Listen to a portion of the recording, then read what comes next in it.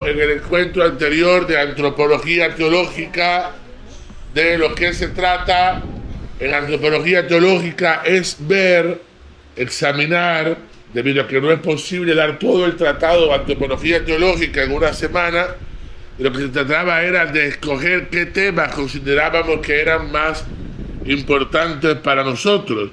Y uno de los temas más importantes que considerábamos que deberíamos tratar era acerca de qué visión del hombre nos ofrecen los textos sagrados, para de allí poder entonces en teología, en antropología sistemática, ver los términos de alma y cuerpo, cómo se relacionan y cómo entenderlos en un contexto tan diferente al contexto, por ejemplo, platónico o el contexto medieval imperante en un determinado momento de la historia de la teología. Bien, para ello vamos a remitirnos a los conceptos claves que aparecen en la Biblia a la hora de hablar del hombre, del ser humano, y luego vamos a detenernos en los relatos de la creación.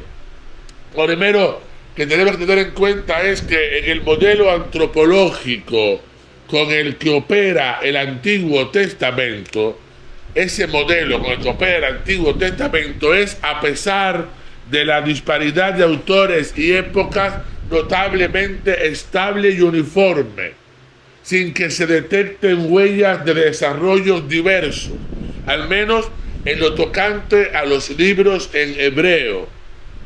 En lo tocante a los libros escritos en hebreo, el esquema es bastante estable.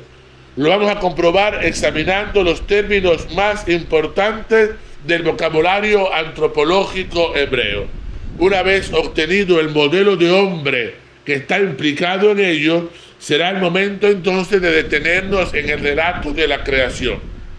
Y más adelante ya ustedes se van a estudiar los distintos modelos de hombre que aparecen en los textos del libro de la sabiduría, escrito en griego, y los libros del Nuevo Testamento, que ustedes se lo estudiarán por su cuenta.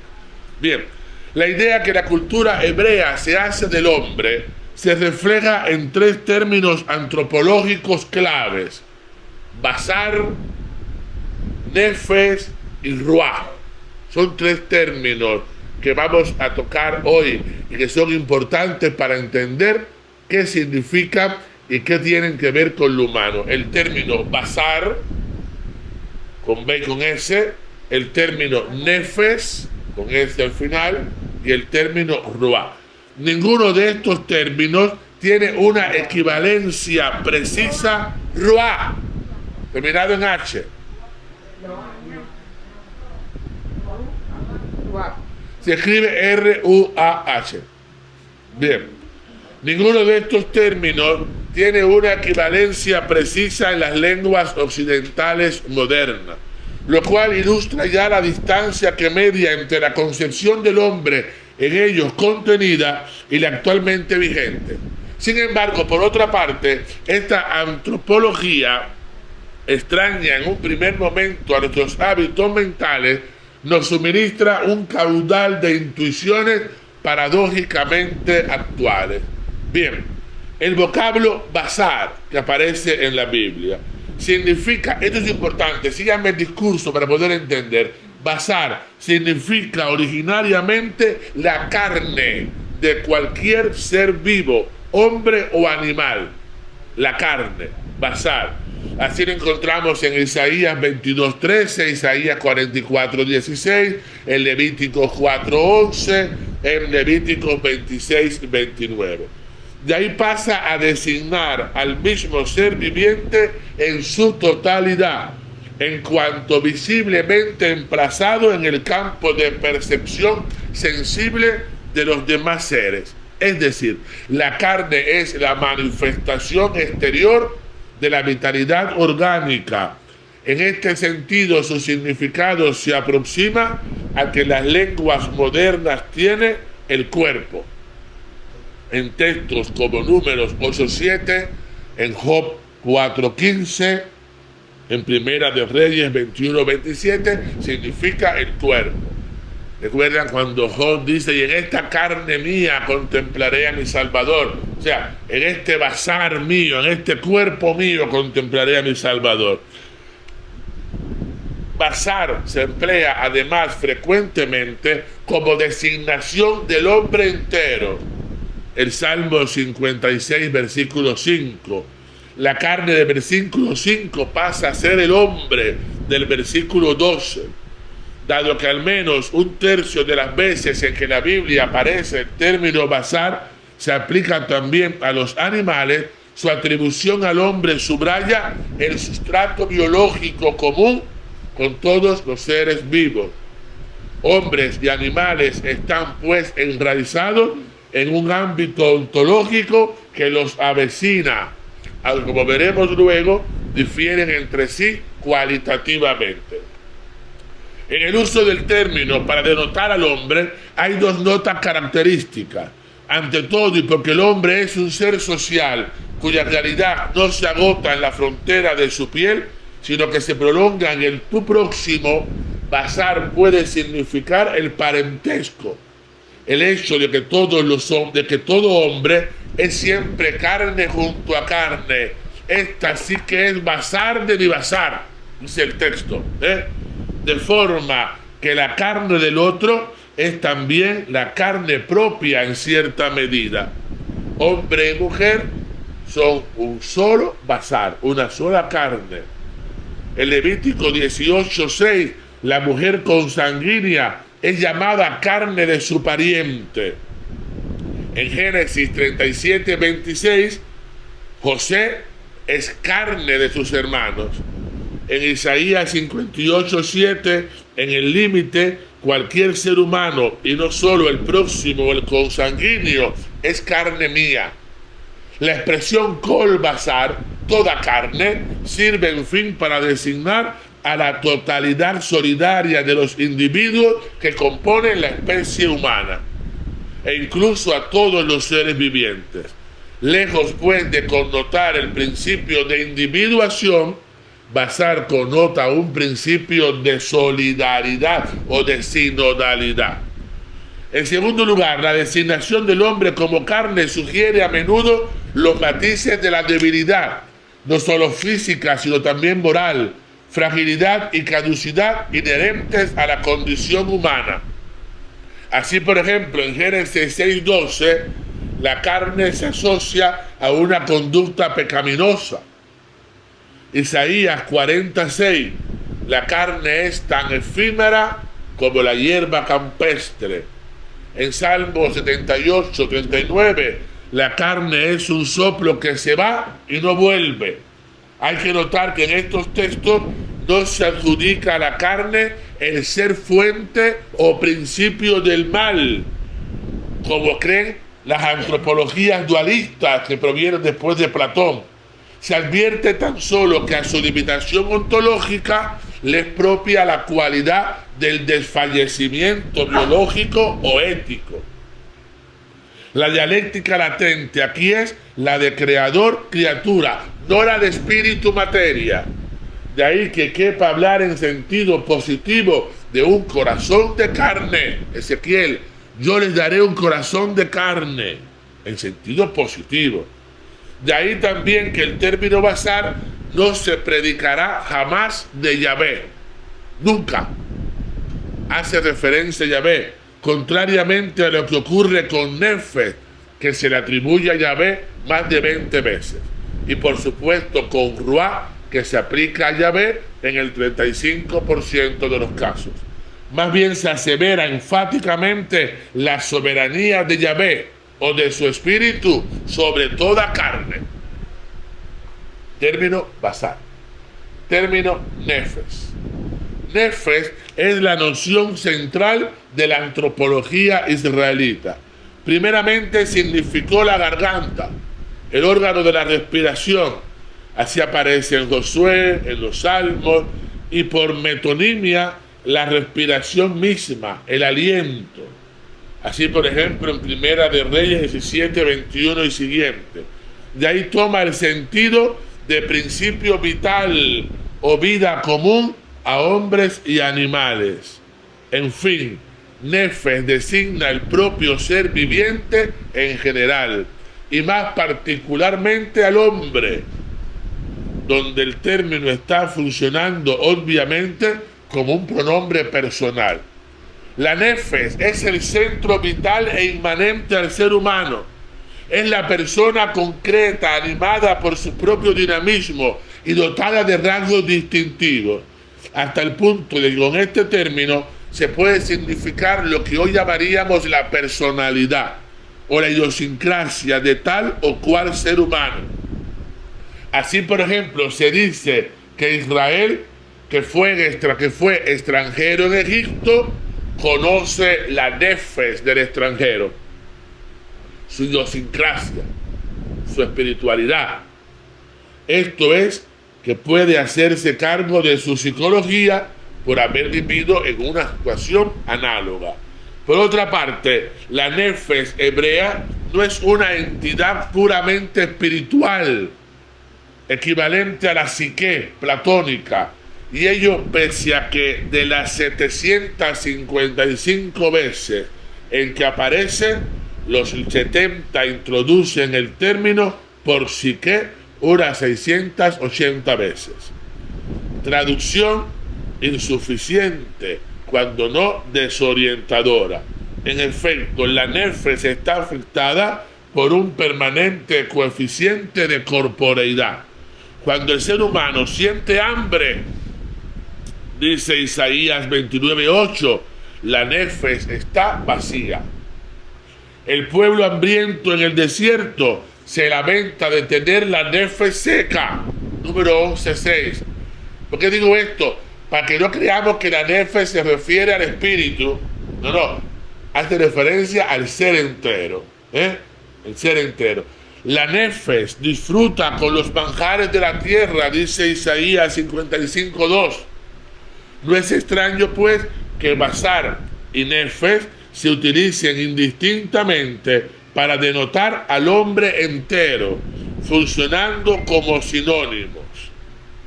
Esta constatación nos conduce a una conclusión importante. La pareja basar-nefes no remite a partes o aspectos diversos de la estructura humana, como ocurre con el binomio cuerpo y alma, que se sumarían para dar como resultado el hombre entero. No. Cada uno de estos términos, basar y nefes, es expresión englobante del humano. Todo el hombre es y no tiene basar. Es decir, todo el hombre es basar. Y todo el hombre es y no tiene nefes. Con otras palabras, el hombre en el Antiguo Testamento es una unidad psicosomática. Es un cuerpo animado o un alma encarnada. El hebreo desconoce el dualismo cuerpo y alma. Todo ello quiere decir que el pensamiento antropológico bíblico es ajeno a una concepción dualista o dicotómica. Puede ser esa antropología calificada de monista. No parece que sea esta una buena caracterización afortunada, habida cuenta de las resonancias ideológicas que el adjetivo suscita, que no se ajustan a la mentalidad bíblica, como veremos más adelante. Mejor sería hablar que en el Antiguo Testamento aparece una antropología sintética, integradora, que ve siempre en el hombre una realidad compleja, pluridimensional, pero a la vez y por encima de todo, unitaria en su concreta plasmación psicoorgánica. Y así a la nefes se le puede atribuir las sensaciones orgánicas del hambre, como ya hemos visto, mientras que de los órganos corporales se predican operaciones psíquicas. Se conmueven mis entrañas, dice el Génesis 43:30. Se emocionan mis entrañas por el bien amado, dice el Cantar de los Cantares. Los riñones exultan, dice Proverbios, o esperan el don divino, dice el Salmo 145. el verbo que designa la realización del acto sexual en la Biblia es conocer. Así, por ejemplo, cuando en la Biblia vemos que Abraham conoció a Sara, lo que está diciendo es, se acostó con Sara, realizó el acto sexual con Sara. Y ello, porque en el amor, un alma conoce inmediatamente a otra alma. No hay entre ambas un cuerpo que se interponga, puesto que el cuerpo es el alma. En la mentalidad hebrea es una sola realidad. En fin, una muestra más de esta mutua imbricación de lo psíquico y lo somático la ofrece el campo semántico cubierto por el vocablo le, corazón, el verdadero centro interior del hombre, en el que se imprimen y desde donde irradian las operaciones sensitivas, afectivas, electivas, cognoscitivas. Bien, el hombre en efecto es entonces el ser constitutivamente abierto hacia arriba. Esta apertura trascendental del ser humano puede ser colmada por la colación del ruah, del ser término. El término significa primeramente brisa, viento. Consiguientemente significará la respiración e incluso la vitalidad, pero en la mayoría de los casos se usa para denotar el espíritu de Yahvé. En algunos casos, los menos, la comunicación que de ese espíritu hace Yahvé, de Yahvé, que hace Yahvé al hombre. Se trata, por tanto, a diferencia de Nefes, no ya del aliento inmanente al ser vivo, sino de una fuerza creadora o de un don divino específico. Estamos, en suma, ante un concepto teoantropológico, con el que se expresa una nueva dimensión del hombre, la de su apertura a Dios, lo que hoy llamaríamos un carisma sobrenatural. Cuando Dios crea al hombre, ¿qué hace Dios para comunicarle y convertirlo en un ser vivo? Le sopla la ruah, es la apertura. Qué bonito es, Dios le está insuflando aliento de vida, que no es la nefes es la respiración, le está insuflando la capacidad de apertura al trascendente. Miren, es tan importante que se nos escapa, claro, nosotros no conocemos estos términos, pero fíjense, en el Evangelio de Juan es bellísimo. Para Juan, el evangelista, la muerte, la resurrección y Pentecostés ocurren al mismo tiempo, en el mismo momento. No hay espacio temporal. Por eso, en Juan, cuando Jesús exhala su último aliento, dice Juan, y exhaló la ruah. En Juan, el evangelista, en ese momento fue Pentecostés. Dios comunica la ruah. Qué bonito, Dice, y exhaló su espíritu, exhaló la ruah. Y antes ya he dicho, esta misma tarde estarás conmigo en el paraíso. O sea, todo en Juan, resurrección, Pentecostés, ocurre en el mismo momento. Cuando Jesucristo exhala su último aliento en la cruz, comunica la ruah, el Espíritu de Dios. Por tanto, decíamos, la ruah hace referencia al don de Dios. La no rara contraposición entre basar y ruah no reproduce la oposición dualista entre lo material y lo inmaterial, sino que expresa nuestra apertura a lo sobrenatural. Resumiendo, el hombre en el Antiguo Testamento no es objeto de una definición abstracta, esencialista o genérica, al estilo de las acuñadas por la tradición filosófica. Más bien se le describe como una unidad psicosomática, dinámica, multidimensional y como sujeto de una triple relación constitutiva.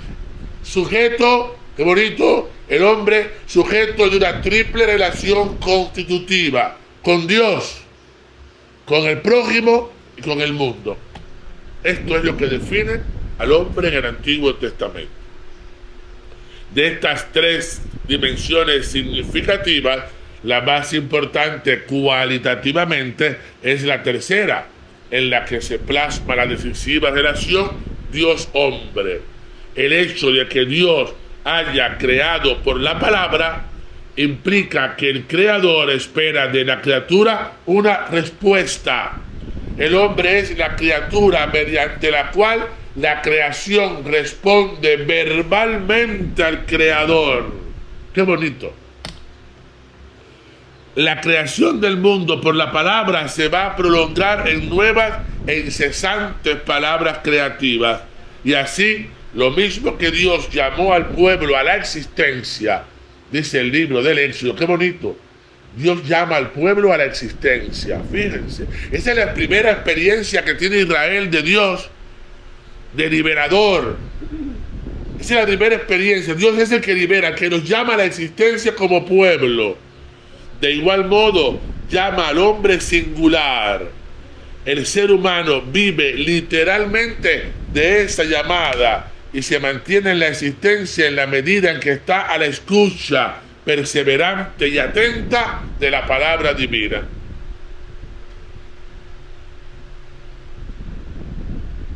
En este juego de escuchar y responder late el secreto del logro o del malogro de la existencia humana, que la Biblia entiende la existencia humana en clave dialógica, es decir, de diálogo con Dios.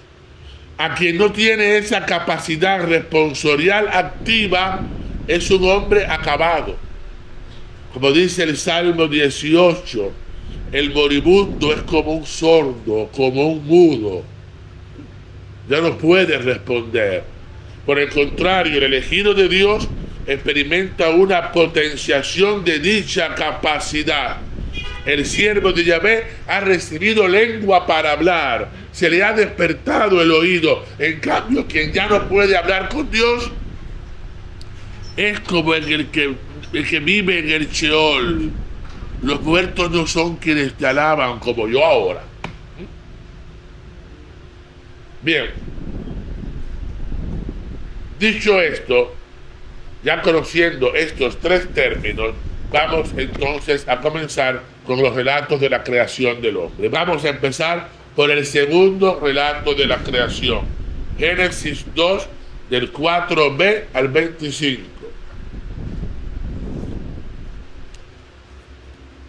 Y vamos a ir por parte para entender bien esto. Génesis 2, del 4b al versículo 25.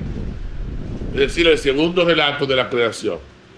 A diferencia de la fuente sacerdotal a la que le debemos el primer capítulo del Génesis, que además es la única cosmogonía con que cuenta la Biblia, la fuente yavista, bastante más antigua, no contiene propiamente hablando un relato de creación del mundo, sino del hombre. Este relato que vamos a estudiar ahora no es un relato de creación del mundo, sino del hombre. La única cosmogonía que aparece en la Biblia, relato de la creación del cosmos, pertenece al primer relato de la creación. Como es sabido, en las más viejas culturas, los relatos de creación del hombre preceden a los de la creación del mundo. Antes de indagar en los enigmas del universo, el ser humano se ve fascinado por los interrogantes que asedian a su propia condición. En nuestro caso, el interés del yavista no versa tanto sobre el origen del mundo, sino sobre el origen del mal.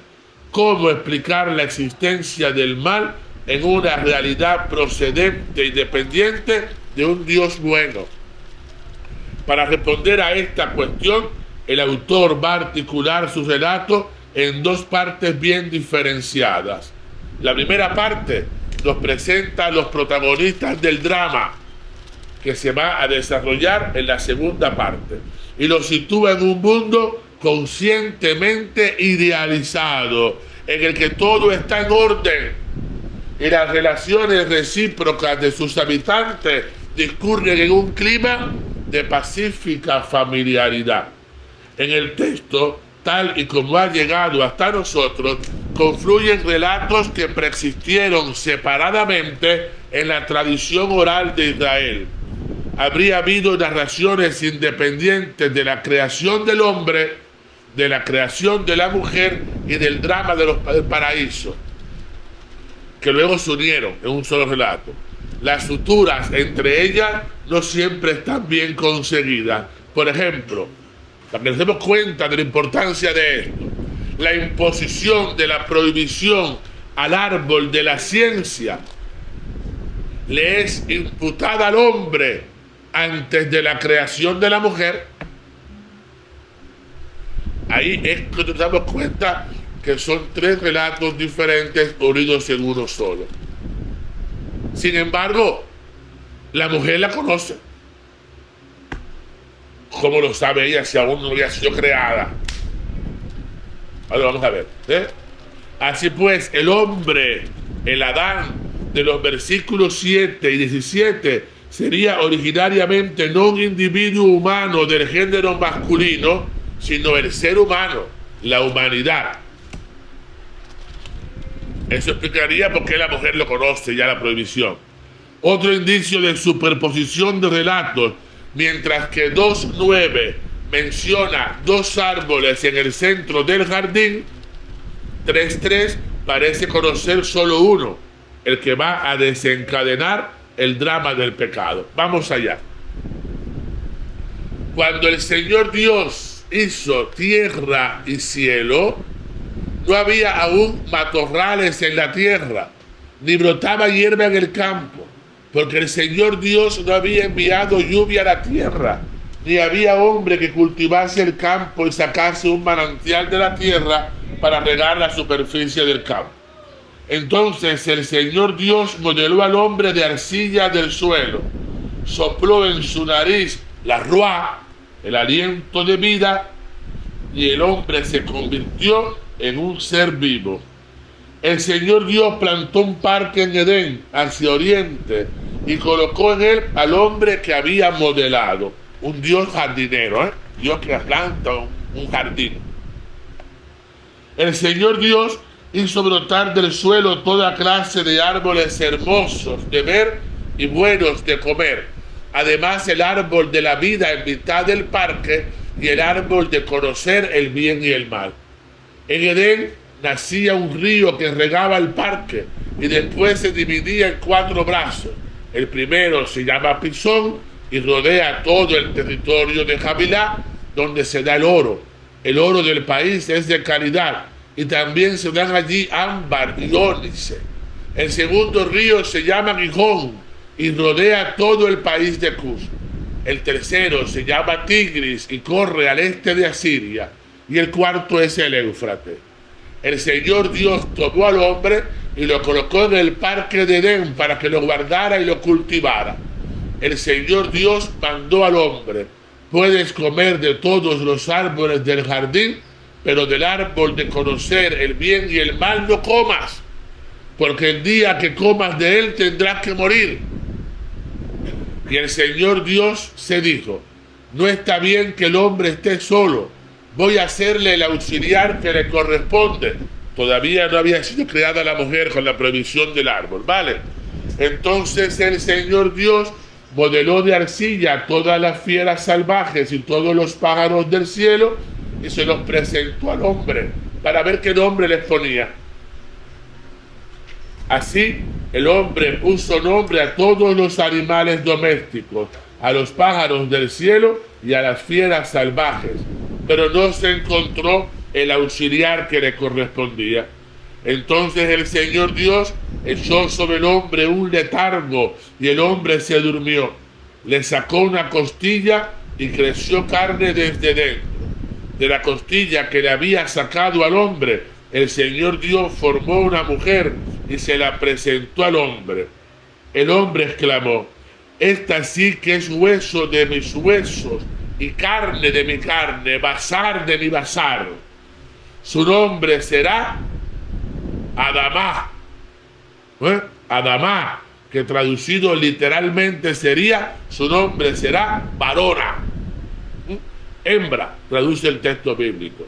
En hebreo es Adamá varona, Adán, hombre, Adamá, varona. Algunos textos traducen como hembra, otros como mujer, otros lo ponen como hembra, porque le han sacado del hombre. Por eso un hombre abandona a padre y madre, se junta a su mujer y se hacen una sola carne. Los dos estaban desnudos, el hombre y su mujer, pero no sentían vergüenza. La serpiente era el animal más astuto. Bien, eso ya continúa. Pero cuando la serpiente le pregunta a la mujer, resulta que sí, yo sé que no podemos comer de ese árbol. Y como te enteraste, tú no habías sido creada todavía. Bien, ahí está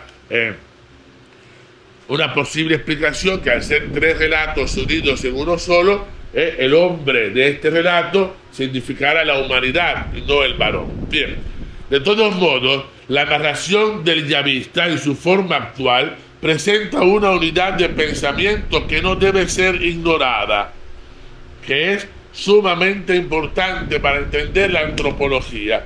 Crear el hombre, en efecto, no es solo dar vida a un ser humano, es establecer un entorno físico, asignarle una tarea como ser activo, recordarle su responsabilidad frente a Dios y situarlo en un campo de relación con los demás seres y sobre todo con su tú más próximo, la mujer.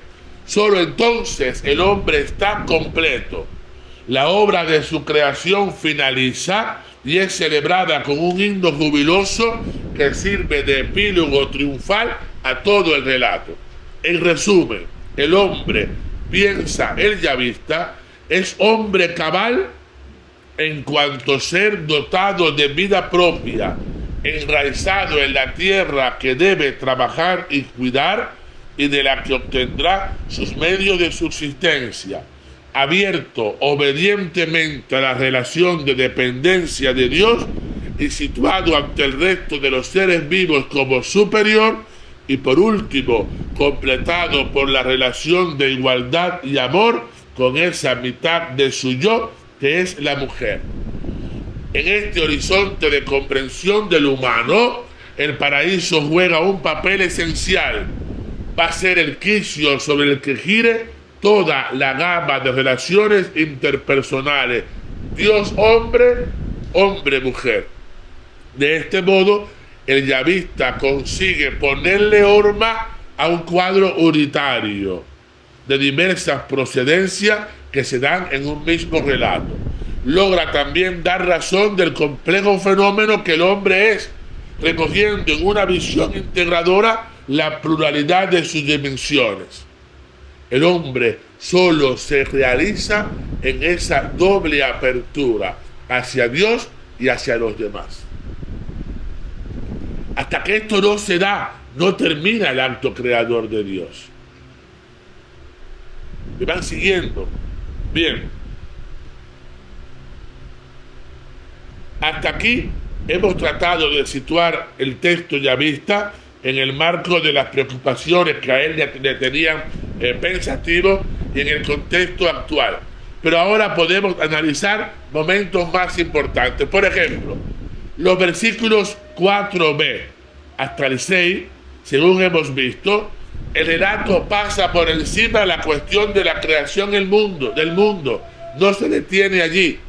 No sentía el autor ninguna necesidad de responder desde la fe a la pregunta cosmológica que será abordada siglos más tarde por el autor de Génesis 1.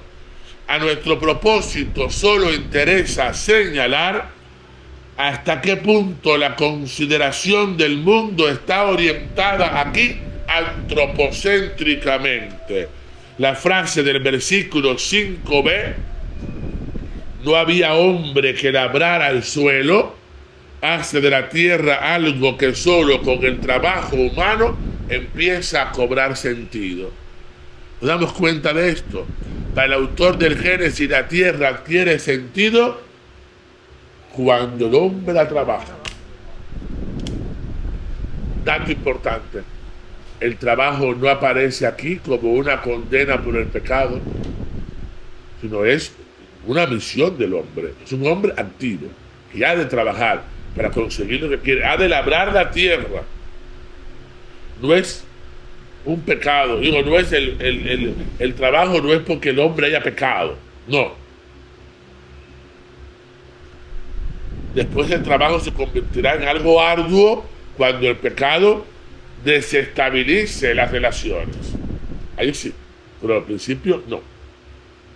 El sujeto agente divino es designado con el nombre compuesto de Yahvé Elohim, que en Génesis aparece únicamente en los capítulos 2 al 3. Génesis 1 utiliza Elohim y Génesis 4 Yahvé. El compuesto Yahvé Elohim es un calificativo que se le da a Dios en un momento de transición.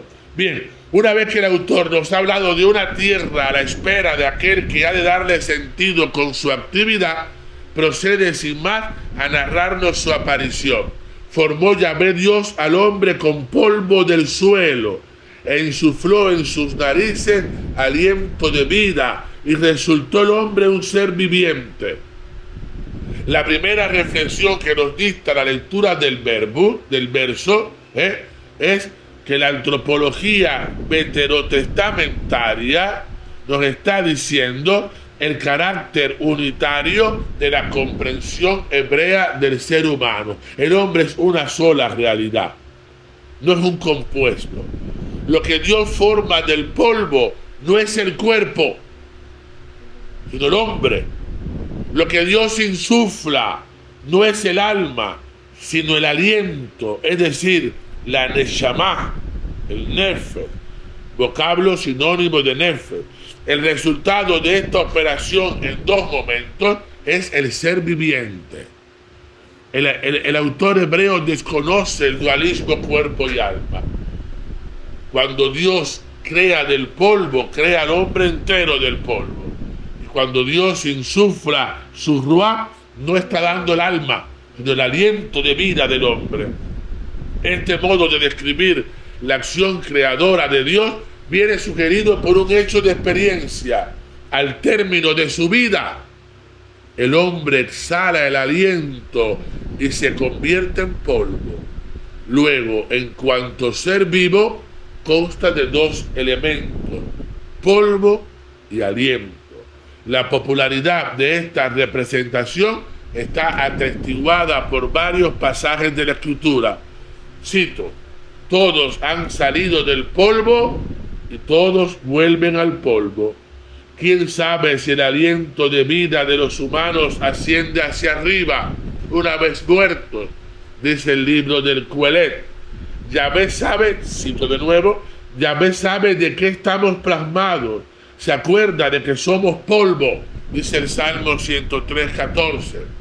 O por ejemplo, les retiras el soplo y expiran, y a su polvo retornan. Salmo 104:29. Ahora bien, el antropomorfismo de un Dios alfarero, modelando del barro una figura humana y haciéndola vivir al insuflarle el aliento, es tan evidente que hay que preguntarse qué quiere decir el yavista con esta descripción. Obviamente ni él ni los destinatarios de su relato entendían dicha descripción como literalmente válida. Ante todo, es indudable que el yavista enfatiza deliberadamente la relación nativa que liga al hombre con la tierra. Adán, el hombre de la tierra, Adán es de la Adamá. El mismo parentesco etimológico se recoge en latín cuando decimos homo, hombre, humus, polvo. Tal relación de origen se va a trocar al final de la existencia humana en una relación de destino. Adán torna a la Adamá de la que procedía, Génesis 3:19. Y entre esta doble relación de origen y destino, la vida del hombre se va a desplegar en la relación dinámica de su trabajo sobre la Adamá, sobre la tierra. Para el yavista, por tanto, no ofrece la menor duda del carácter terreno del hombre. Somos seres mundanos, en el buen sentido del término mundano. Somos mundanos, somos de la tierra. Estamos cómodos en la tierra. Es decir, el hombre no está en el mundo como en un medio hostil o extraño a su naturaleza. Al contrario, el hombre está ligado al mundo por una suerte de parentesco, por una afinidad estrecha y permanente, predicable del comienzo, del desarrollo y del término de su existencia. Inicia en la tierra, su existencia pasa sobre la tierra, transformando la tierra y vuelve a la tierra. Por otra parte, esta condición terrena del hombre ilustra su nativa e irreparable caducidad. Habiendo sido formado del barro, nuestra complexión adolece de la misma fragilidad que caracteriza a una vasija quebradiza. Y lo que es más importante aún, nuestro ser está en la misma relación de dependencia respecto del Creador que liga la vasija al alfarero que la modeló. Es decir, el hombre está en las manos de Dios como el barro en manos del alfarero. La idea es frecuente en la Biblia, en todo el Antiguo Testamento. Así pues, la imagen del Dios alfarero sintetiza felizmente las dos primeras relaciones constitutivas del ser humano: el abajo de la tierra y el arriba de Dios. Es decir, el ser humano solo se entiende en esta doble relación. Relación con Dios arriba, relación con el mundo abajo. Situado entre estos dos polos, el hombre no puede renegar de ninguno de ellos. En cuanto a Adán de la Adamá, debe fidelidad a la condición humana en la que está arraigado, y a la vez debe acatamiento al Dios de quien depende absolutamente. En acoger esa dependencia le va la vida, una vida por lo demás que encontrará sus medios de subsistencia y de realización personal en la relación dinámica con el entorno terreno. La pretensión de querer desligar al hombre del mundo, aparte de falsa, es inhumana. El hombre no se entiende a sí mismo sin su relación con el mundo, con la tierra. Somos seres terrenales. Lo que yo le decía ayer, no sé si fue a ustedes o a los otros, ya me pierdo. En el eschatón final, cuando Dios restaure todas las cosas, cuando toquen la trompeta y nos convoquen a todos al valle de Josafat, Dios tiene que hacer el cielo nuevo y la tierra nueva. ¿Saben por qué? Porque así como yo les explicaba, no es posible la resurrección humana sin el cuerpo, no es posible la resurrección sin el mundo. Porque la relación del hombre con el mundo es constitutiva de lo que yo soy. Es decir, así como yo no sería yo sin cuerpo, yo no soy yo sin mundo.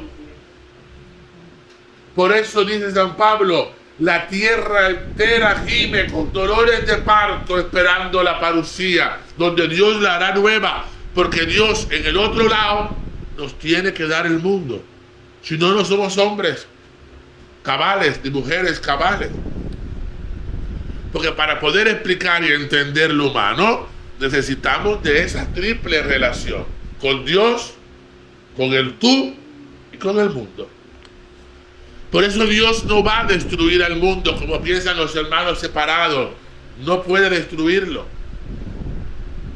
Dios tiene que regenerarlo para que en la otra vida nosotros estemos completos. Porque además el hombre no se puede explicar a sí mismo sentado en una nube tocando un arpa. Porque nunca hemos estado sentados en ninguna nube. Eso no lo entendemos, no nos explicamos a nosotros mismos. Miren, cuando yo hablo de mundo, esto es muy importante. Permítanme un paréntesis. Cuando yo hablo de mundo, no me estoy refiriendo, como dicen los niños, a la bolita del mundo. No. Me estoy refiriendo a ese conjunto amplísimo de relaciones constitutivas con la tierra, con lo mundano, sin las cuales no nos explicaríamos. No podríamos ser lo que somos. Por ejemplo, esto es tan así que pasa con el mundo lo mismo que con el cuerpo. Para ti, ¿dónde queda la izquierda? José. ¿La izquierda dónde está? ¿Por qué? Porque nosotros nos colocamos como el centro de referencia.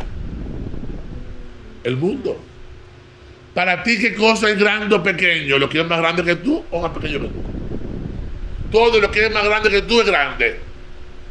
Pero depende. Lo que es más grande que Nilda es más pequeño que yo. Estamos constituidos por nuestra relación con el mundo. ¿Qué es lejos o qué es cerca? Depende de cuánto me canse para allá acá. ¿Qué es el arriba o el abajo? En referencia a qué, a mí mismo. La casa de las monjas queda abajo. Patricia dirá, no, la casa de los curas queda arriba. Claro, si ella está allá, yo estoy acá. El mundo nos constituye. Toda una serie de estructuras. Por ejemplo, yo le pongo a mis alumnos de clase en el seminario, aquí no tengo ninguno, préstame este que está aquí. Por ejemplo, ¿qué es esto? Un lapicero. Esto no es un simple lapicero. Cuando vemos el lapicero, ¿qué nos evoca? La tinta, el plástico. La primera vez que yo vi un lapicero, cuando yo hacía los exámenes con lapicero, las manchas de tinta en el cuerpo, la tinta que no se quitaba, la tinta allí, escribí con lapicero, el casquillo que yo masticaba, la maestra que escribía con lapicero. Miren cuántas cosas me vienen a la cabeza con un super lapicero, porque es la enorme complejidad de relaciones que yo establezco con el mundo. Sin el mundo no me entero de quién soy. Por eso, la amplia perícopa del Jardín del Edén está redactada con la vista puesta en el capítulo 3. Aquí nos vamos a limitar ahora a lo que más nos interesa, a nuestro propósito. El versículo 15. Tomó Yahvé Dios al hombre y lo puso en el Jardín de Edén para que lo cultivase y cuidase.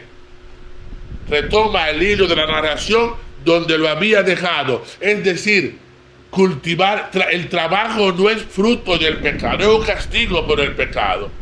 Si allí se esbozaba ya la relación del hombre a la tierra, su ingrediente base y su solar nativo, ahora se precisa que esa relación es actuada en el trabajo presagiado en el versículo 5, donde se nos hablaba de un mundo estéril y desnudo, al no contar todavía con el hombre. Es el antropocentrismo que aparece en el relato bíblico, es decir, el mundo no se entiende sin el hombre. No tendría sentido la tierra sin el hombre. Al concepto helenista de un jardín paradisíaco como lugar de ocio contemplativo, de no trabajo, sucede el de un paraíso que lo es en cuanto espacio de laboriosidad humana. Miren esto. Esto es clave para entender la antropología bíblica. ¿En qué se diferencia el paraíso del yavista del paraíso del sacerdotal? El hombre en el paraíso, en el primer relato de la creación, no hace nada. Es puro ocio. Está en un jardín maravilloso. Dios se lo puso todo allí. La única trabajo que tiene que hacer el hombre del primer relato de la creación es contemplar. La contemplación. En cambio, el paraíso del segundo relato de la creación es paraíso en la medida en que el hombre lo cultiva y lo trabaja. ¡Qué bonito! ¡Qué bonito! Es decir, para el Adán de la Adamá, nada es más natural que una presencia activa en el mundo. El trabajo físico, tan alejado del ideal humanista griego, según el cual ese tipo de actividad correspondería al siervo, al infrahombre, es para la antropología bíblica algo sobreentendido, totalmente exento de connotación negativa. El hombre no conduciría una vida humana sin el trabajo. Sin el trabajo. En esto el marxismo nos copió. Ustedes saben que Lenin no era filósofo, el pobre, era un desastre, y no era filósofo.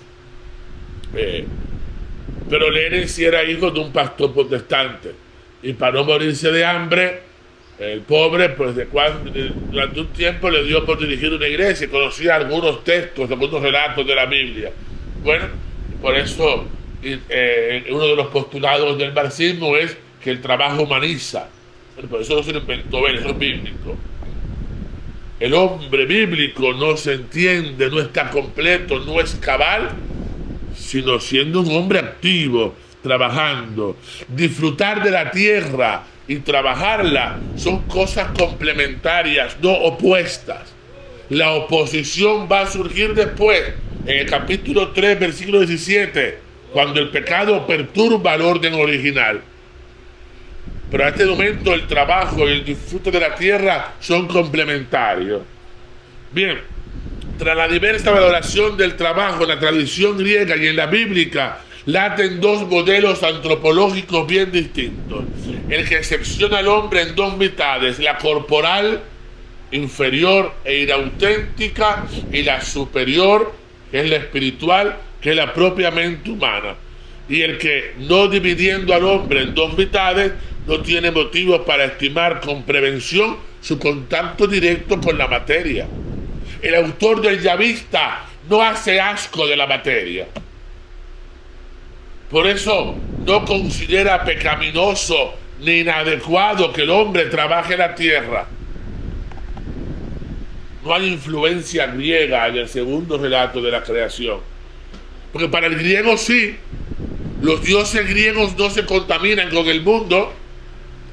Recuerden a Platón, el dios platónico, el sumum bonum, el que estaba en el centro del mundo hiperuráneo. ¿Cómo creó el mundo? Directamente, jamás. Lo creó a través de un semidios o demonio, significa lo mismo, llamado Demiurgo. Que el Demiurgo, ¿qué hizo? ¿Cómo creó el Demiurgo el mundo?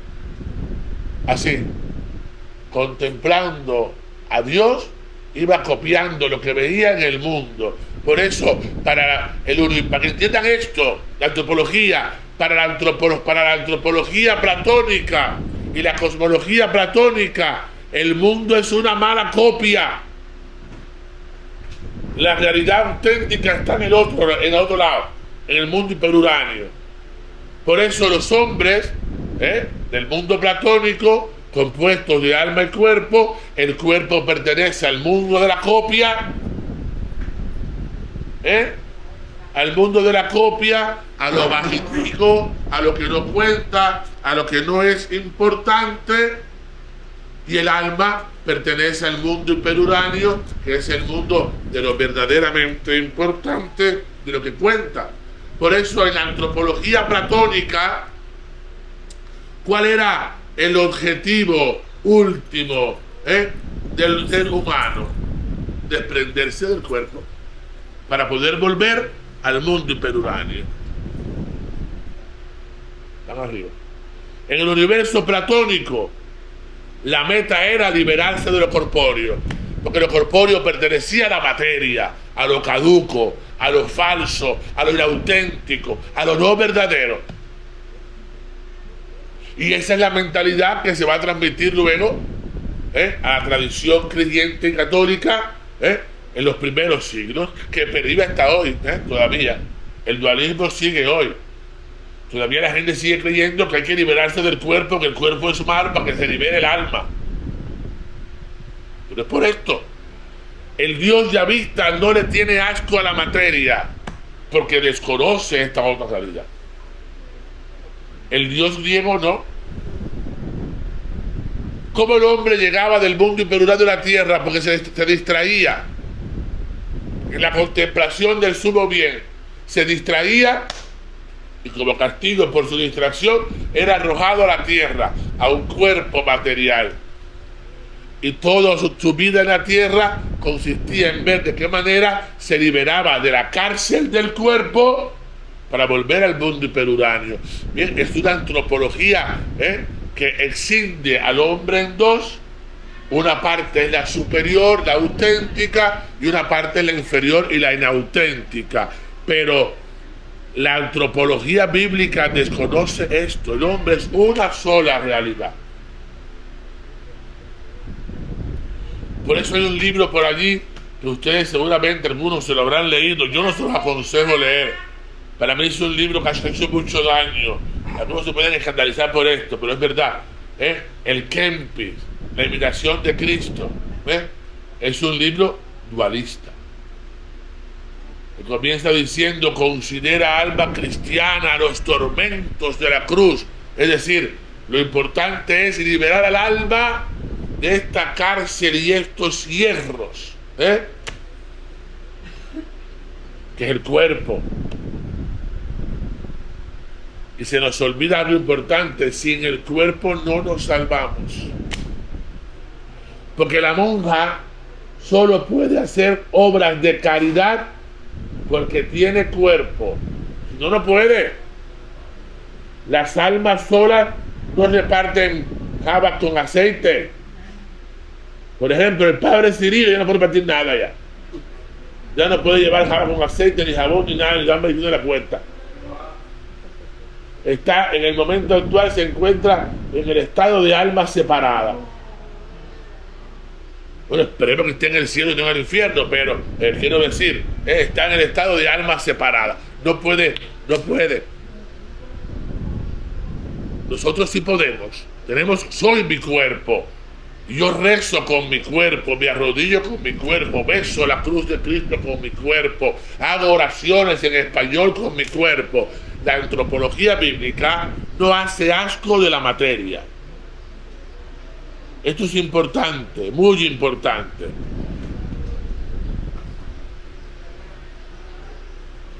Porque de lo contrario, asimilamos ideas y asimilamos tesis que son ajenas o desconocidas al mundo bíblico y que por supuesto crean muchísimas dificultades posteriormente a la teología. Bien, la perícopa del paraíso se cierra con la estipulación de otro mandato, pero este afecta ahora no ya a la relación hombre-tierra, sino a la otra relación, la que rige entre el hombre y Dios. El mandato toma la forma de una prohibición. A decir verdad, es una prohibición bien modesta. El hombre puede usar de todos los árboles del jardín, excepto uno. Pero transgredir esta prohibición significará su muerte. Se ha dicho que el ser humano está en las manos de Dios como el barro en las manos del alfarero. De él ha recibido la vida y solo lo va a conservar en la obediencia a su voluntad. Se trata pues de la relación vital por excelencia, en el más estricto sentido del término. Únicamente en la comunión con Dios, fuente de la vida, hay vida estable. Por eso no puedo transgredir el mandato, porque en la obediencia que mantiene mi comunicación con Dios, solamente allí hay vida estable. Es la relación vital por excelencia. Yo mantengo mi comunión con Dios en la medida en que le soy obediente. ¿Qué lindo es esto? Claro, nosotros hemos entendido la obediencia como especie de sumisión. La obediencia es más que eso. En la raíz de la palabra obediencia está la palabra escuchar. Obedecer es audire, es escuchar. El hombre obediente es el que está atento, el que escucha la palabra de Dios. Por eso los dominicos, nuestro padre fundador, que era extraordinario, los dominicos hacemos un solo voto. Lo profesamos, hacemos un solo voto. ¿Cuál? Obediencia. Porque entendemos que si somos obedientes a Dios como frailes, predicadores, todo lo demás se da. Nuestro único voto es la obediencia. Prometemos estar atentos, estar a la escucha de toda palabra que sale de la boca de Dios. Fue lo que hizo la Virgen. Vivió una permanente actitud de obediencia, de audire. Cuando aquí decimos que el hombre es obediente a Dios, es lo mismo que decir, el hombre está atento a la voluntad de Dios. Ahí le va la vida. Si rompo la comunión con aquel que es autor de la vida, pierdo la vida. Es verdad, es un mandato muy modesto. Dios no le dice, y ahora tiene que caminar 20 puntos para la derecha, 5 para la izquierda, sube todo el árbol. Y no puede hacer todo, menos comer de este árbol. Allí está, la obediencia. De otro lado, Dios imponiéndole este precepto al hombre, le descubre al hombre su carácter de ser libre. Ratifica su índole personal y responsable. Adán está frente a Dios como un sujeto. Qué lindo esto. Es decir, como un dador de respuesta, no como un simple objeto de su voluntad. El hombre es estructuralmente capaz de desobedecer. Luego su obediencia es manifestación de su libertad. La omnipotencia de Dios llega aquí a su culmen, no en el hecho de producir el mundo de la nada, sino en el hecho de crear un ser capaz de negar libremente a su creador. Aquí la omnipotencia de Dios, lo que veíamos anoche en la clase sobre el mar, descolló. Es decir, con ese mandato, esa prohibición, no comerás del árbol que está en el centro del jardín, Dios nos está diciendo, eres libre para obedecer y para desobedecer. Dios está diciéndonos que ha creado un sujeto, no un objeto. Dios no creó una marioneta de su voluntad. Dios creó a un ser, palabra bellísima que viene ahora, bellísima. Dios creó un ser responsable. Es decir, Dios creó un ser dador de respuesta. Por eso decimos, en la creación del hombre, es donde la creación responde a Dios. El hombre responde. Lo que decíamos anoche, Dios no pudo haber prohibido o impedido que el hombre desobedeciera. Sí, hombre, a costa de la libertad. Pero si Dios crea una marioneta, ya no tiene sentido, era mejor no crear. Dios, cuando crea al hombre libremente, lo está creando y está asumiendo que eso puede salir mal. Cuando Dios crea al hombre y lo crea limitado, lo veíamos anoche, caduco, contingente, está diciendo, bueno, y lo crea libre.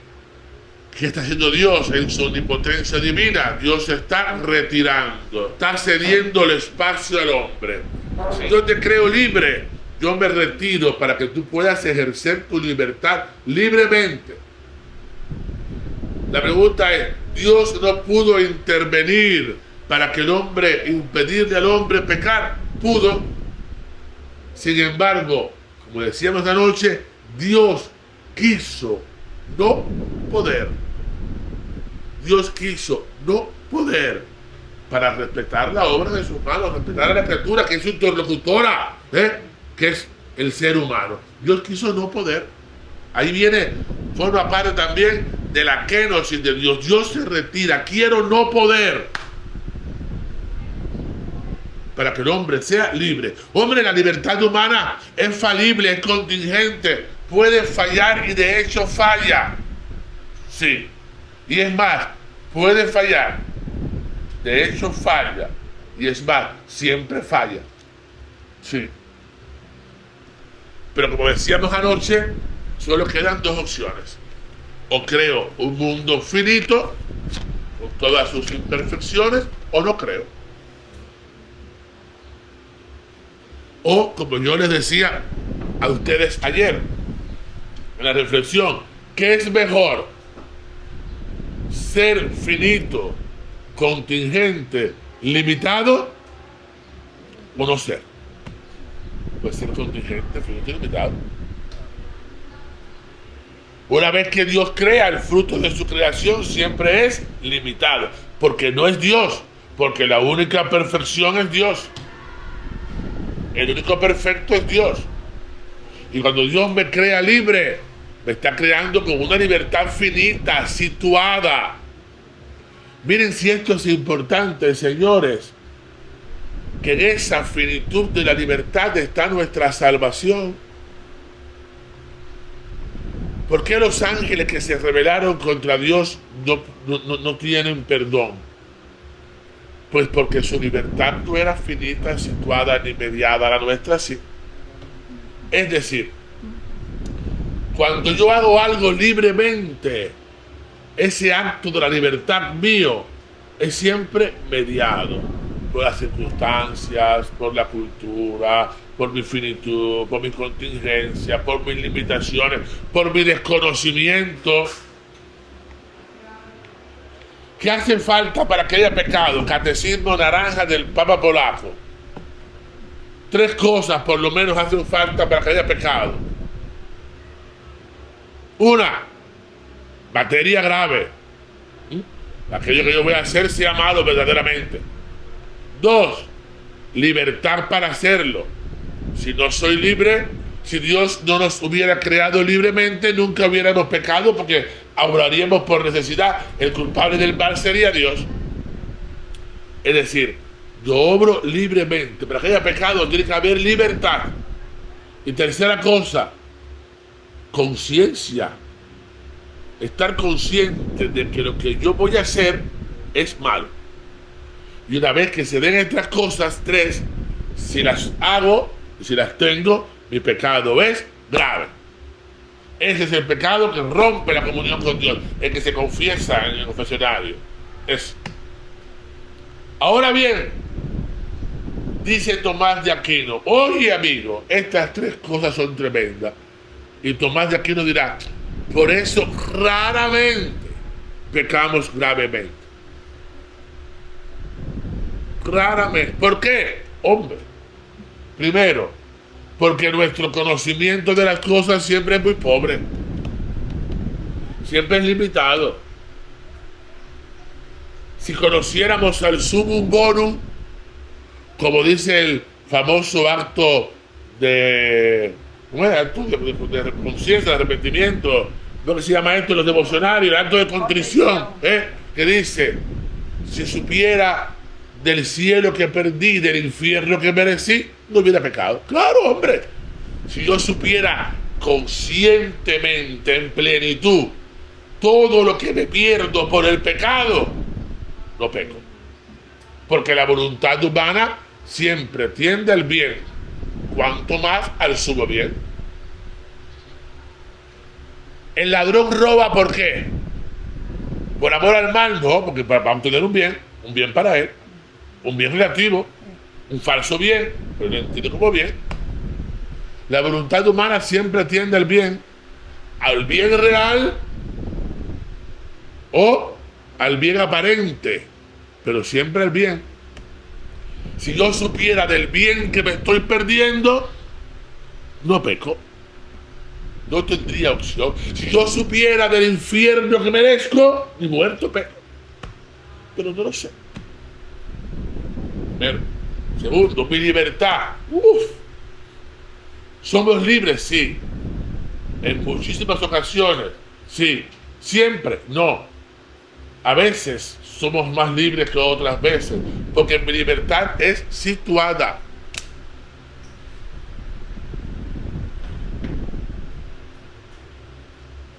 Gracie va libremente todos los días al hospital. No, mentira. Hay días que va porque si no va no le pagan y hay que cobrar. Claro, si yo voy, Gracie, estás aquí libremente, hombre, claro, padre, que yo aquí nadie me obligó a venir. No. Determinadas situaciones, sí. que a veces no ponderamos, pero están allí. A la madre de los niños le gusta levantarse, es libre para levantarse todos los días a las 7 de la mañana. Bueno, no. Me tengo que levantar para tomar el desayuno a estas criaturas. Esta libertad también está mediada.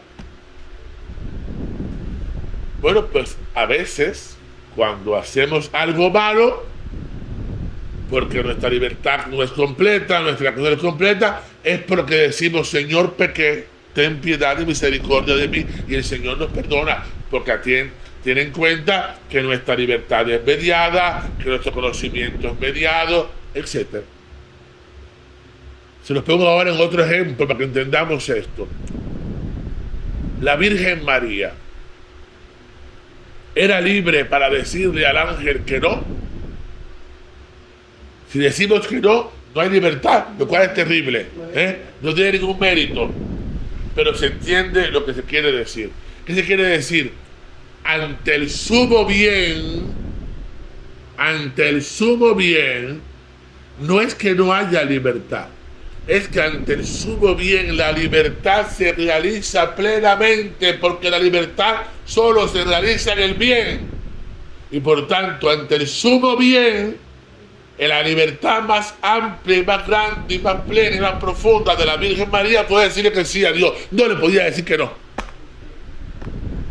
Pero no porque no fuera libre, sino porque su libertad se planificó. Porque cuidado, un principio de la filosofía y de la teología, la libertad solo se realiza en el bien.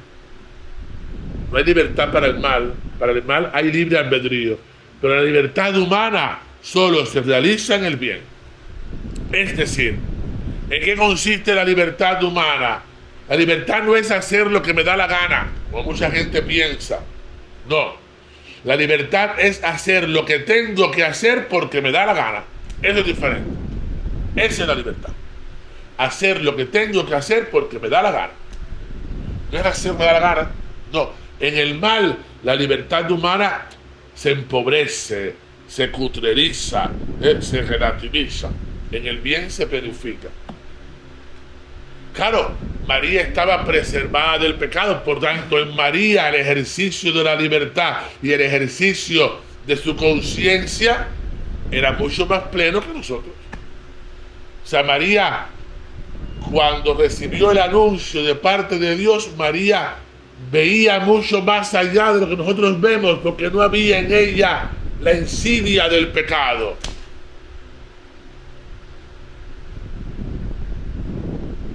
Por eso es la sin pecado, la pura y limpia, como le dicen en Andalucía, la pura y limpia. ¿Por qué? Porque María fue preservada de esa herida del pecado con lo cual nacemos todos. Ella no. Y eso le dio unas capacidades espirituales que nosotros no tenemos, porque nuestra mediación está dañada. Redimida, pero dañada.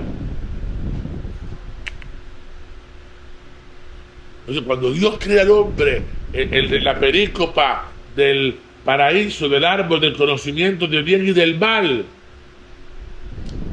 lo que está diciendo a Dios es: yo te creo libre, libre incluso para negar libremente al Creador.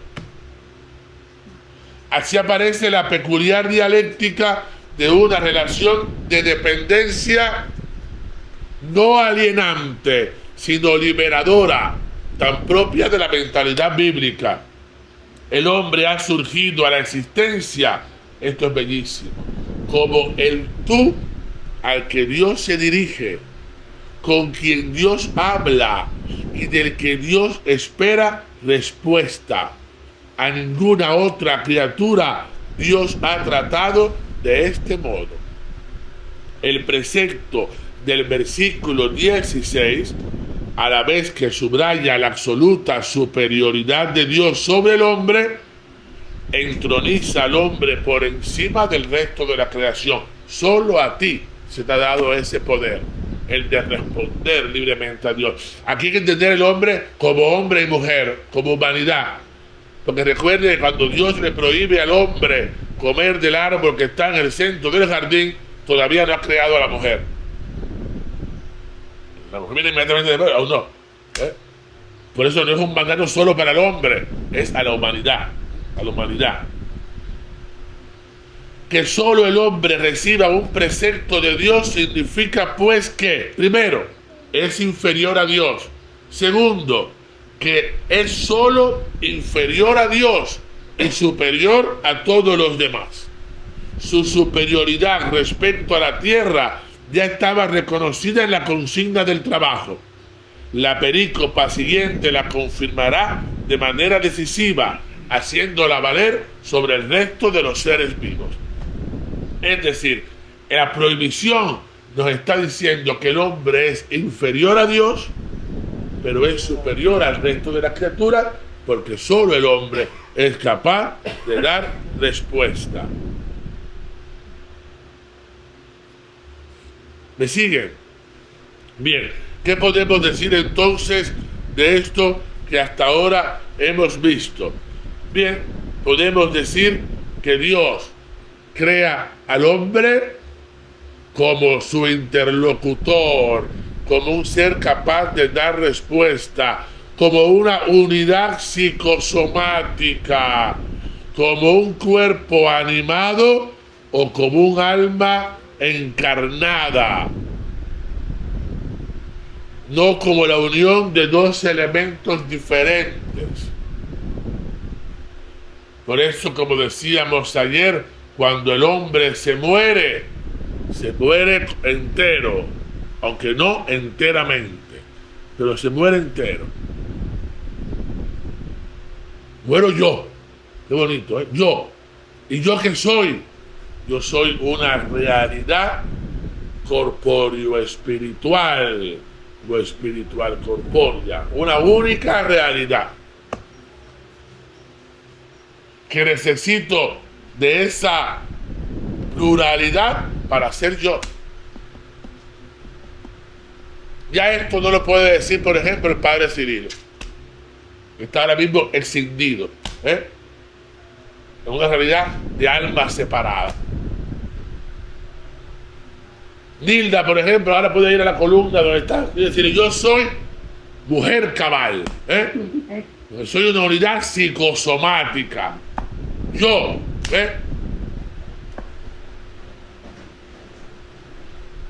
el salmo que hemos citado: los vivos son quienes te alaban como yo. Ahora, Dios se dirige a esa unidad psicosomática.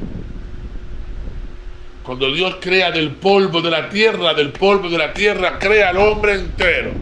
Cuando Dios le sopla a la ruá, comunica a la ruá al hombre entero.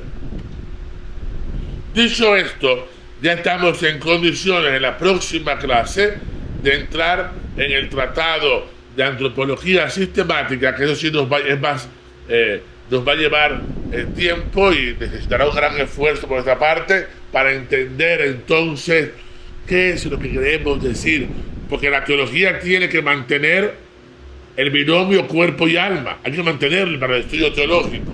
Pero ¿qué queremos decir cuando hablamos de cuerpo y qué queremos decir cuando hablamos de alma? Que por supuesto, como ya les dije, no es al modo platónico, no es un alma prisionera de un cuerpo en un intento de liberación de lo corpóreo. No es una realidad superior dominada o prisionera de una realidad inferior. No. Si fuera así, el absurdo dominaría nuestra existencia. Sin embargo, cuidado, en la experiencia cotidiana, ahora doy un brinquito solo a la antropología filosófica y decimos: yo soy mi cuerpo, yo soy mi alma, y decimos: no tengo cuerpo, no tengo alma, sino que lo soy. Sin embargo, en lo humano todo es tan complejo que en un proceso de distanciamiento epistémico, solo en parte, pero en parte, podemos decir, a veces experimentamos nuestro cuerpo como si lo tuviéramos. Es decir, todos somos conscientes en algún momento de nuestra vida, por ejemplo, nos cae la gripe y nuestro cuerpo está que no da más. Sin embargo, tú tienes unas ganas de ir a la playa, y experimentas el cuerpo que se siente como un estorbo. O las personas mayores que dicen, yo me siento joven, pero mi cuerpo no me acompaña. Es una manera de hablar, pero que de alguna manera nos hace experimentar también el distanciamiento epistémico y tenemos cuerpo. O a veces también una realidad meramente espiritual nos afecta corporalmente para hablar de la unidad. Por ejemplo, cuando nos deja la novia o el novio, perdemos el apetito. Nos tiramos en una cama, no tenemos ganas de hacer nada, sufrimos, lloramos. No tiene nada que ver. Hay una unidad psicosomática. El estrés frente a un examen estatal que tengo mañana me hace pasarme hoy todo el día con diarrea. Tengo un brinco aquí. Ay, que llegue mañana, Somos una unidad psicosomática. El nerviosismo por algo, me da por comer, como si tengo una ansiedad. Es que como por ansiedad. Somos una unidad psicosomática, donde efectivamente a veces nos experimentamos siendo nuestro cuerpo, siendo nuestra alma, y a veces en una necesaria o un necesario distanciamiento epistémico, siempre imperfecto, podemos experimentar la tenencia del cuerpo o del alma. Siempre imperfecto, porque aquí ocurre que el sujeto y el objeto de estudio es el mismo. No hay distancia epistémica. Los científicos exigen para cualquier cosa la distancia epistémica. Es decir, que el sujeto y el objeto no sean lo mismo para poder estudiarlo. En el caso de la antropología, el mayor problema es ese. No hay distanciamiento epistemológico, porque en el caso de la antropología es el hombre mismo estudiando sobre sí mismo.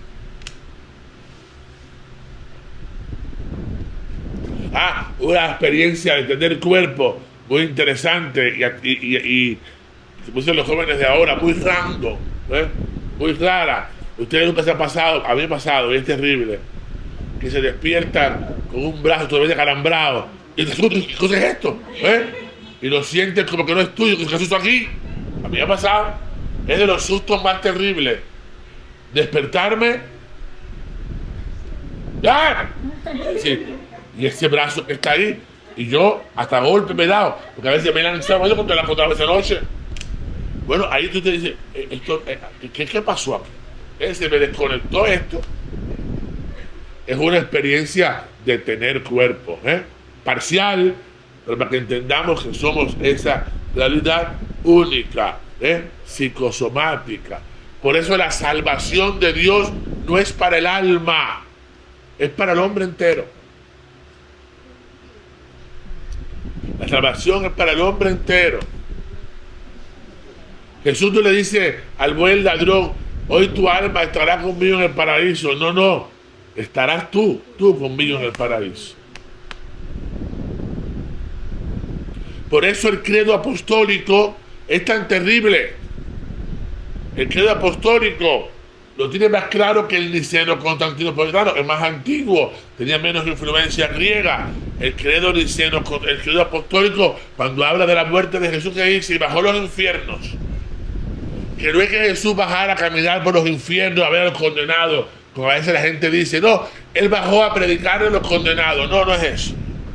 Cuando se dice que bajó al infierno, lo que quiere decir es que se murió de verdad, entero, como los seres humanos. Se murió, experimentó la muerte entera y resucitó entero. Y para terminarlo y dejarlo allí y que ustedes se vayan pensando y no puedan dormir esta noche pensando en eso, yo les lanzo una pregunta ficción, pero plausible.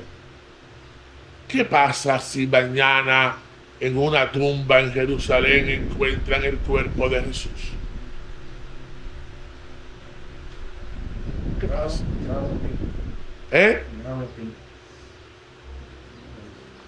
Ya ustedes tienen algunos elementos, pero ustedes están en clase conmigo ya. ¿Qué pasa si mañana encuentran allí intacto el cuerpo de Jesús, incorrupto ahí?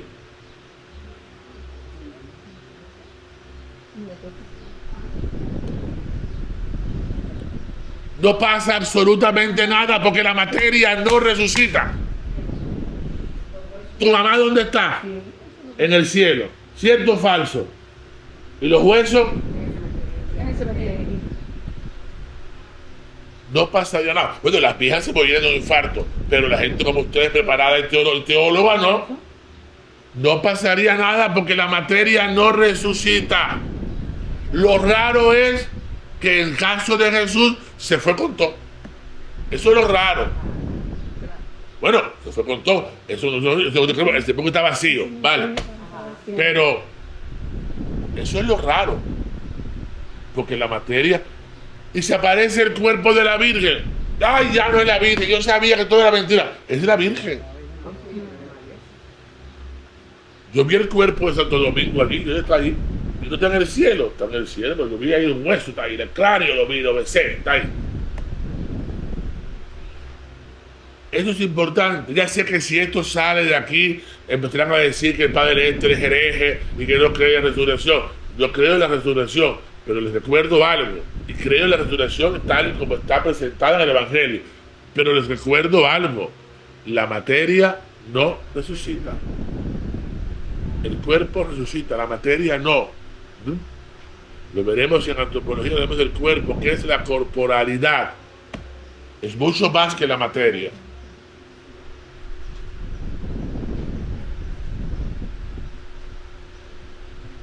Un pasito más. Una prueba de que la materia no resucita es para que ustedes vean que los evangelios son terribles. Los que nosotros lo leemos algo porque te alabamos, Señor. Ya. ¿Cómo se aparecía Jesús en medio de los apóstoles? Con las puertas cerradas. Entonces no había materia. Se aparecía muy... ¿Pero dónde entró? Sí. Y además con la aclaración importante siempre del evangelista: no soy un fantasma. Un fantasma, qué terrible esto. Un fantasma no tiene cuerpo como tengo yo, dice Jesús de Nazaret. Dice cuerpo. Si tuviera cuerpo material no puedes entrar y tocar la puerta. Porque una ley de la física es: dos cuerpos no pueden ocupar el mismo espacio al mismo tiempo. Ahí se los dejo. Un fantasma no tiene cuerpo como ven que tengo yo. Y sin embargo, los evangelistas siempre te dicen: estando las puertas cerradas, Jesús apareció en medio de ellos. Y además le hicieron comerse un pescado para que viera, porque no era un fantasma. Los fantasmas no comieron pescado. Claro que no se lo comieron. Igual, ven, Tomás, mete tu mano aquí, tu dedo aquí, tu mano aquí. Lo que no sabemos es si Tomás lo hizo. No sabemos. Pero ahora hagan teología ficción. Y si lo hubiera hecho, ¿qué tocaba a Tomás? Digo yo, teología ficción. Es para que ustedes, teólogos, piensen. Sin embargo, se los voy a poner más difícil todavía. Más difícil todavía. Sin embargo, ¿cómo era posible que lo vieran? Porque ustedes lo saben. Para poder ver, hace falta que la luz se refleje sobre un cuerpo material. Por eso ustedes no pueden ver el espíritu de la abuela. Y la abuela tampoco puede vencer el balance. Por tanto, que le falta jardín es hambre. Los muertos se pueden ver porque son espíritus. Y para poder ver con el ojo humano, hace falta que la luz se refleje sobre un cuerpo material. Pero el hablo. Y para hablar, materia, hace falta que las cuerdas vocales muevan el aire. Si yo no tengo cuerdas vocales materiales, no muevo ningún aire. Como los abuelitos muertos que no pueden mover los balances. ¿Cómo lo mueven? Pero para mover, chocar materia contra materia. Ay, ahí está, mira cuando está ese balance. Mira no puede estar ese balance, mi corazón. Mira está, mira, allá arriba. O allá abajo, según como fuera misma. Esto es importante. Porque no podemos basar nuestra fe en lo superfluo. Para que después el berraco ¿cómo se llama? El de pasar lo desconocido. Taladrí. No nos mete un cuento como nos mete todos los noches de los domingos. Cuando le dio por Cristo la resurrección, un domingo nos decía que el cuerpo había aparecido y el domingo decía que no, que estaba resucitado. Hace falta poder dar razones de nuestra fe. Mi fe, cuidado, lo que voy a decir, mi fe está en Cristo resucitado. Él ha vencido a la muerte. Mi fe no está en el sepulcro vacío. El sepulcro vacío es la prueba de la resurrección, en la medida en que esto puede ser una prueba. Porque de hecho la resurrección es un acontecimiento histórico y suprahistórico. Va más allá de las dimensiones espaciotemporales. Por eso mi fe está en que, lo voy a decir, que lo tenga. Mi fe está en que el mismo que murió, resucitó. En otras palabras, mi fe está en que el resucitado es el crucificado. Ahí está la fe. Lo demás, bueno, ayuda, amortigua, pero mi fe está en que el resucitado es el crucificado. Y tan es así, y también lo entendió Juan, y lo entendió Marcos, y lo entendió Mateo, también, y Lucas lo entendió también, que fíjense, el resucitado conserva las huellas de la pasión. Se le veían. Porque nos están diciendo eso. El resucitado es el crucificado. Aquel que desecharon los hombres, Dios le ha convertido en piedra angular. Esa es nuestra fe.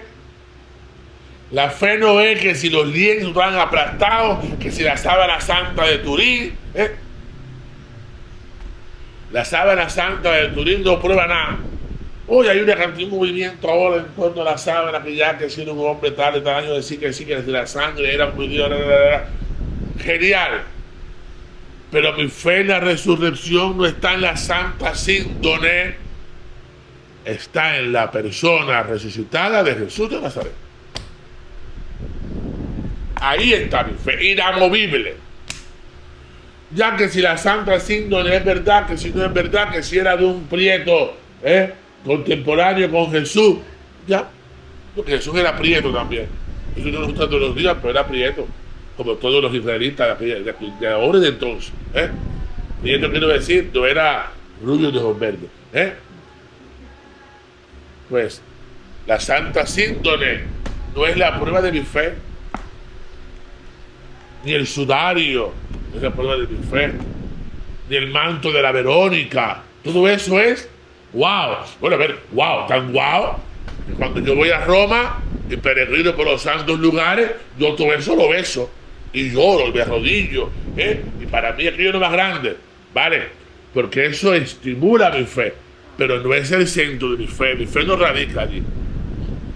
Para mí una de las cosas más lindas cuando voy a Roma es ir a los santos lugares y ver todo eso y besar la cruz en la que grabaron a Pedro, y las cadenas de Pedro y las de Pablo, del sepulcro, y genial, pero mi fe no está allí, está en la persona de Jesús resucitado.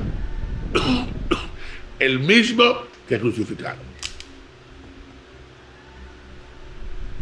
Bien, sigan pensando. Ahora me pregunta, mañana habrá un foro teológico.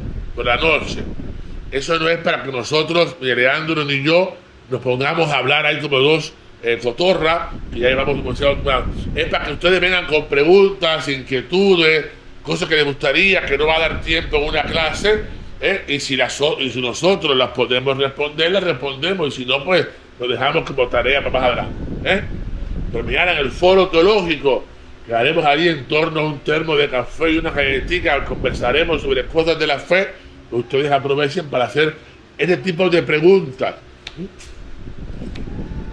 Pero fíjense, siempre teniendo en cuenta que nuestra fe está en la persona. Lo que nos salva no es ni la idea de Jesús, como pretendía hacernos creer Bultmann, que Bultmann llegó a decir, un teólogo protestante, Bultmann llegó a decir, ni siquiera la persona de Jesús es importante, lo que importa es la fe en Jesús. No. Si usted sostiene eso, señor Bultmann, usted está diciendo que lo importante es el mito. Yo no creo en un mito. A mí no me salva el mito. Pero claro, él llegó a decir, no hace falta conocer al Jesús histórico. El que salva es el Cristo de la fe. No. El Cristo de la fe es Cristo de la fe porque hunde sus raíces en la persona histórica de Jesús de Nazaret. A mí quien me salva es Jesús de Nazaret, no el mito. No el mito. Que Bultmann llegará a decir. Esto, claro, vino como consecuencia de una gran dificultad a finales del siglo pasado, donde comenzó a cobrar mucha importancia el Jesús histórico. Y claro, todos sabemos que aquí hay un problema. Eso lo sabemos. ¿Cuál es el problema? Hay muy pocos, hoy por hoy, hay muy pocos canales directos para llegar al Jesús histórico. Porque todos los canales que nos llevan al Jesús histórico ya están filtrados por la fe de aquellos que nos hablan de Jesús histórico. Los evangelios fueran muy diferentes si hubieran sido escritos antes de la resurrección o después de la resurrección. Porque al ser escritos después de la resurrección, nos están hablando ya del Cristo de la fe. Ya ellos creían en Jesucristo Dios. No así si hubiesen sido escritos antes. El Evangelio de Marcos, ahí lo tiene. El Evangelio de Marcos, no el que se perdió, no, sino el otro que luego se escribió. ¿Ve? El original terminaba ¿dónde? Ahí se ve claramente usted en el Evangelio de Marcos, con el centurión. En verdad este hombre era hijo de Dios. ¡Pum! Se murió. Luego la comunidad marcana añade la resurrección. Pero el último párrafo, el último capítulo del Evangelio de Marcos, usted ve y se da cuenta inmediatamente que se lo endosaron ahí. ¿Por qué? Porque Marcos fue el primer evangelio en que se escribe más cercano a la muerte de Cristo. El primero, el que se perdió, era muy cercano a la muerte de Cristo. Bueno, ¿eso qué quiere decir? No quiere decir nada. Quiere decir que mi fe no está puesta en el mito, sino en la persona. Como por ejemplo, surgió la gran pregunta de todo lo que está en el Evangelio. ¿Qué cosas podemos decir que salió tal cual de la boca de Jesús?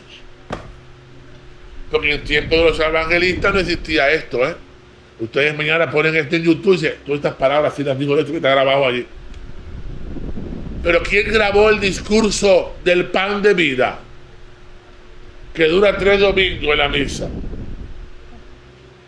O sea, la gran pregunta es, ¿qué podemos decir con precisión, así, sin lugar a dudas, que salió de la boca de Jesús? Lo que en ese momento se llamaba laicísima verba Jesús. ¿Qué pertenece a la laicísima verba Jesús?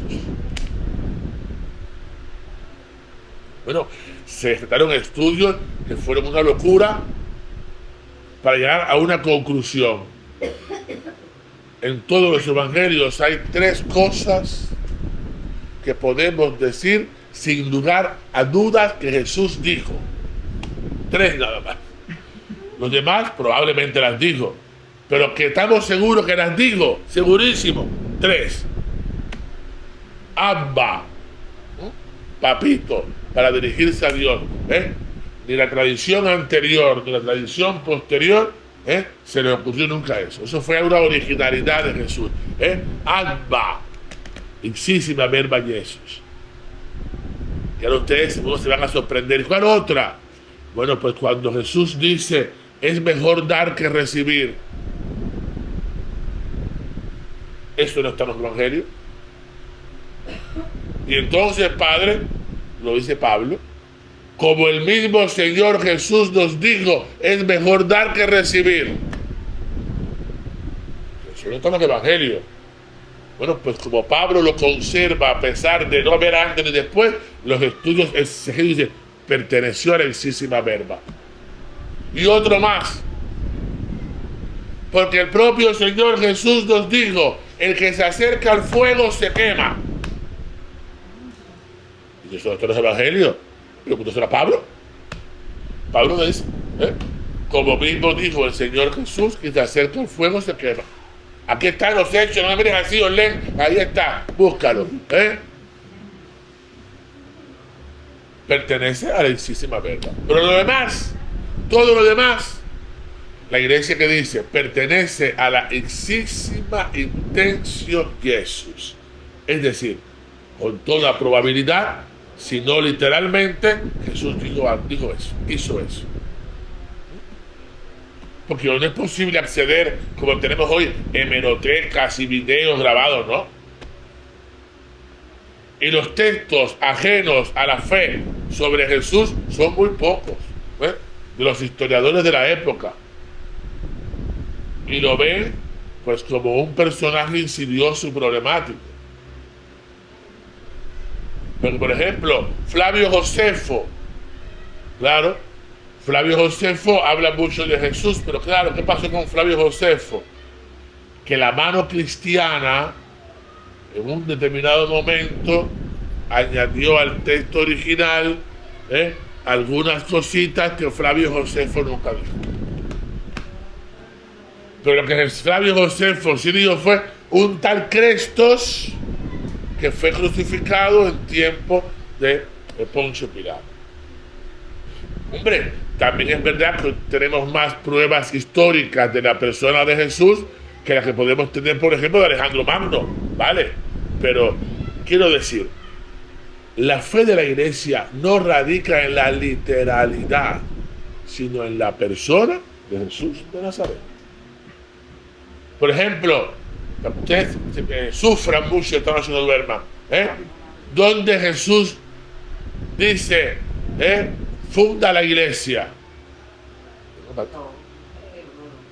No parte. Después la predicación, pero porque la iglesia la fundó Jesucristo. Mi iglesia la fundó Jesucristo. Hombre, sí, claro. ¿Dónde está eso en la Biblia? No está. Pero pertenece a la ipsísima intentia Jesús. Sobre esta piedra edificaré mi iglesia. La iglesia es una intención real de Jesús. ¿Dónde está, por ejemplo, el momento en el que Jesús ordena a los primeros sacerdotes, los presbíteros? De hecho, aparece más en la Biblia los episcopos y los diáconos. Los presbíteros, nosotros, Timoteo, el angelito, y poco más. Pertenece a la ipsísima intenso Jesús, por supuesto que sí, el Espíritu suscita esto en la iglesia.